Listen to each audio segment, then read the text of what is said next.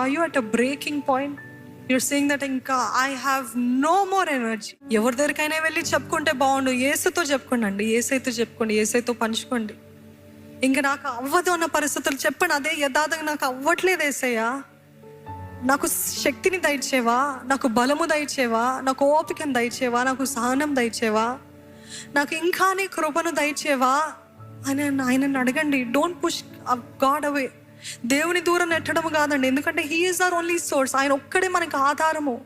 Either go to God or you can go away from God. What do you choose? ఏది ఎన్నుకుంటారు?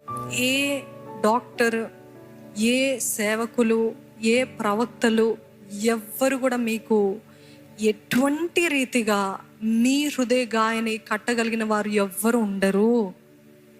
అనుభవపూర్వకంగా చెప్తున్నాను.